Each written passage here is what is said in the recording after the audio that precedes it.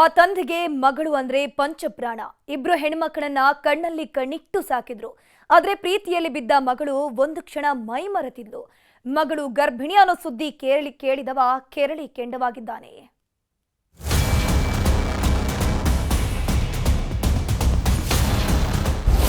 ಅವಳ ಕೈಯಿಂದ ಅವಳೇ ಹಂಗೆ ಮಾಡ್ಕೊಂತಾಳೆ. ಅವಳು ಸ್ವಲ್ಪ ಲೂಸ್ ಸರ, ಅವ್ಳು ಒಂದ್ ತಿಳಿದ್ರೆ ಒಂದ್ ತಿಳಿಯಂಗಿಲ್ಲ. ಇವಾಗ ಮಾತಾಡ್ತಿರೋದು ಆಮೇಲೆ ಏನ್ ಮಾತಾಡ್ತಿದ್ದೀನಿ ಅನ್ನೋದು ಗೊತ್ತಾಗಲ್ಲ. ನಾ ಅಪ್ಪಾಜಿ ಏನು ಮಾಡಿಲ್ಲ, ನಾ ಅಪ್ಪಾಜಿ ಏನು ತಪ್ಪಿಲ್ಲ ಸರ್. ಮದುವೆಗೂ ಮುನ್ನ ಮಗಳು ಗರ್ಭಿಣಿ, ಸಂಚು ರೂಪಿಸಿದ್ದ ಅಪ್ಪ. ಮರ್ಯಾದಾ ಹತ್ಯೆಗೆ ಯತ್ನ, ಜೈಲು ಪಾಲಾದ ತಂದೆ. ಮಾನ ಮರ್ಯಾದೆ ಅಂತ ಬಂದ್ರೆ ಜನ ಯಾವ ಮಟ್ಟಕ್ಕೂ ಇಳಿತಾರೆ ನೋಡಿ. ಕರುಳ ಕುಡಿಯಂತ ನೋಡಲ್ಲ, ತಾನೇ ಸಾಕಿ ಬೆಳೆಸಿದ ಮಗಳು ಅಂತಾನೂ ಯೋಚನೆ ಮಾಡಲ್ಲ.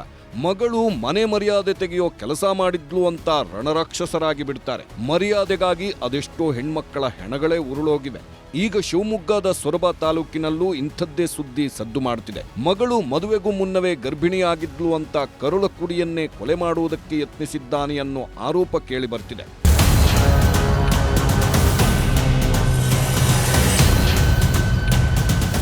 ಈತನ ಹೆಸರು ಧರ್ಮನಾಯಕ್ ಅಂತ. ಶಿವಮೊಗ್ಗ ಜಿಲ್ಲೆಯ ಸೊರಬ ತಾಲೂಕಿನ ಮಳವಳ್ಳಿ ಗ್ರಾಮದ ನಿವಾಸಿ. ಗಂಡ ಹೆಂಡತಿ ಇಬ್ರು ಹೆಣ್ಮಕ್ಕಳ ಜೊತೆ ನೆಮ್ಮದಿಯ ಬದುಕು ನಡೆಸ್ತಿದ್ರು. ಮಕ್ಕಳ ಮೇಲೆ ಪ್ರಾಣನೇ ಇಟ್ಕೊಂಡಿದ್ದ ತಂದೆ ಇನ್ನೇನು ದೊಡ್ಡ ಮಗಳ ಮದುವೆ ಮಾಡಬೇಕು ಅಂತ ಕನಸು ಕಂಡಿದ್ರು. ಆದ್ರೆ ಮಗಳು ಮಾಡಿದ ಎಡವಟ್ಟಿನಿಂದ ಅಪ್ಪನ ಕನಸೆಲ್ಲ ಛಿದ್ರವಾಗಿದೆ. ಮಗಳು ಮದುವೆಗೂ ಮುನ್ನವೇ ಗರ್ಭಿಣಿಯಾಗಿದ್ದಾಳೆ ಅನ್ನೋದು ಗೊತ್ತಾಗ್ತಿದ್ದಂತೆ ರಣರಾಕ್ಷಸನಾಗಿದ್ದಾನೆ. ನಮ್ಮ ಮರ್ಯಾದೆ ತೆಗೆದವಳು ಇದ್ದರಷ್ಟು ಸತ್ತರಷ್ಟು ಅನ್ನೋ ನಿರ್ಧಾರಕ್ಕೆ ಬಂದಿದ್ದಾನೆ. ಧರ್ಮನಾಯಕನ ದೊಡ್ಡ ಮಗಳು ಅವರ ಸಂಬಂಧಿಯೊಬ್ಬನನ್ನ ಪ್ರೀತಿ ಮಾಡುತ್ತಿದ್ದಳಂತೆ. ಇದು ಬರೀ ಪ್ರೀತಿಯಾಗಿಯೇ ಇದ್ದಿದ್ರೆ ಇಂಥ ದುಸ್ಥಿತಿ ಬರ್ತಿರಲಿಲ್ಲ. ಒಂದೇ ಒಂದು ಕ್ಷಣ ಮೈಮರೆತಿದ್ದಕ್ಕೆ ದೊಡ್ಡ ಅನಾಹುತವೇ ಆಗಿತ್ತು. ಮಗಳು ಗರ್ಭಿಣಿಯಾಗಿದ್ದಾಳೆ ಅನ್ನೋದು ಗೊತ್ತಾಗ್ತಿದ್ದಂತೆ ತಂದೆಗೆ ಬರಸಿಡಿಲು ಬಡಿದಂತಾಗಿದೆ. ಊರೋರ ಮುಂದೆ ಹೇಗೆ ತಲೆ ಎತ್ಕೊಂಡು ಓಡಾಡ್ಲಿ, ಇವಳಿಂದಾಗಿ ನಮ್ಮ ಮರ್ಯಾದೆ ಹೋಯ್ತು ಅಂತ ಕೊಲೆಯ ಸಂಚು ರೂಪಿಸಿದ್ರಂತೆ. ಆಸ್ಪತ್ರೆಗೆ ಅಂತ ಮಗಳನ್ನ ಕರ್ಕೊಂಡು ಹೋದವರು ಉಳವಿ ಸಮೀಪದ ಕಣ್ಣೂರು ಕಾಡಿಗೆ ಕರ್ಕೊಂಡು ಹೋಗಿದ್ದಾನೆ. ನಮ್ಮ ಮರ್ಯಾದೆ ತೆಗೆದವಳು ಬದುಕಿರಬಾರದು ಅಂತ ಕತ್ತು ಹಿಸ್ಕಿ ಕೊಲ್ಲೋಕೆ ಯತ್ನಿಸಿದ್ದಾನೆ. ಮಗಳು ಪ್ರಜ್ಞೆ ತಪ್ಪಿ ಬೀಳ್ತಿದ್ದಂತೆ ಸತ್ತೋದ್ಲು ಅಂದ್ಕೊಂಡು ಮನೆ ಸೇರ್ಕೊಂಡಿದ್ದಾನೆ. ಆದ್ರೆ ಈಕೆಯ ಆಯಸ್ಸು ಗಟ್ಟಿ ಇತ್ತು ಅನ್ಸುತ್ತೆ. ಹೀಗಾಗಿ ಸ್ವಲ್ಪ ಸಮಯದ ನಂತರ ಎಚ್ಚರವಾದವಳು ಸ್ಥಳೀಯರ ಸಹಾಯ ಪಡೆದು ಆಸ್ಪತ್ರೆ ಸೇರಿದ್ದಳು. ಇದೀಗ ತಂದೆ ವಿರುದ್ಧವೇ ಕೊಲೆಯತ್ನ ದೂರು ನೀಡಿದ್ದಾಳೆ. ಮಗಳೇನೋ ಅಪ್ಪನ ವಿರುದ್ಧವೇ ದೂರು ನೀಡಿದ್ದಾಳೆ.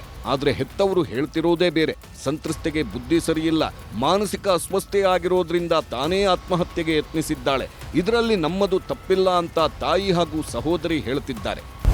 ಅವಳ ಕೈಯಿಂದ ಅವಳೇ ಹಂಗ್ ಮಾಡ್ಕೊಂತಾಳೆ. ಯಾಕೆ ನಮಗೂ ಗೊತ್ತಿಲ್ರಿ ಸರ್. ಅವಳು ಸ್ವಲ್ಪ ಲೂಸ್ ಸರ, ಅವ್ಳು ಒಂದ್ ತಿಳಿದ್ರೆ ಒಂದ್ ತಿಳಿಯಂಗಿಲ್ಲ. ಅವ್ಳು ಯಾರು ಕರೀತಾರ ಆ ಕಡೆನು 15 ದಿವಸ ಆಗ್ಲಿ 8 ದಿವಸ ಆಗ್ಲಿ ಹಂಗ ಹೋಗ್ಬಿಡ್ರಿ. ಎಲ್ಲಿ ಹೋಗಿದ್ದೆ ಅಂತ ನಾವು ಕೇಳಿದ್ರೆ ನಮ್ಮ ಜೀವದ ಮನೆ ಹೋಗಿದ್ದೆ ಹಂಗಂತ ಅನ್ಬಿಟ್ಟಿತ್ತು ನಮ್ಮಿದ್ರಿ. ಇವಾಗ ಮಾತಾಡ್ತಿರೋದು ಆಮೇಲೆ ಏನ್ ಮಾತಾಡ್ತಿದ್ದೀನಿ ಅನ್ನೋದು ಗೊತ್ತಾಗಲ್ಲ. ಅವಳ ಮೈಂಡ್ ಮೆಚ್ಯೂರ್ ಇಲ್ಲ ಅಷ್ಟೊಂದು. ಒಂಥರ ಸಣ್ಣ ಹುಡ್ರ ಬುದ್ಧಿ. ಅವಳು ಏನ್ ಮಾತಾಡ್ತಿದ್ದಾಳೆ, ಏನ್ ಮಾಡ್ತಿದ್ದಾಳೆ ಅನ್ನೋದು ಅವಳಿಗೆ ತಿಳಿಯಲ್ಲ. ಅವಳು ಏನೇನ್ ಹೇಳಿದಾಳೆ ಅಂತ ಗೊತ್ತಿಲ್ಲ ಸರ್. ಬಟ್ ಇವಾಗ ಬೇಕಿದ್ರೆ ಕೇಳ್ರೆ ಅವಳು ಏನ್ ಹೇಳ್ತಾಳ ಅದೇ ನಿಜ. ನಾ ಅಪ್ಪಾಜಿ ಏನು ಮಾಡಿಲ್ಲ, ನಾ ಅಪ್ಪಾಜಿ ಏನು ತಪ್ಪಿಲ್ಲ ಸರ್. ಒಟ್ನಲ್ಲಿ ಮರ್ಯಾದೆಗೆ ಅಂಜಿದ ತಂದೆ ಮಗಳನ್ನೇ ಕೊಲ್ಲೋದಕ್ಕೆ ನೋಡಿ ಜೈಲು ಸೇರಿದ್ದಾನೆ. ಆದ್ರೆ ಸಾವನ್ನೇ ಗೆದ್ದು ಬಂದವಳು ಆಸ್ಪತ್ರೆಯಲ್ಲಿ ನರಳಾಡುತ್ತಿದ್ದಾಳೆ. ವಿನಯ್ ಪುರದಾಳು, ನ್ಯೂಸ್ 18, ಶಿವಮೊಗ್ಗ.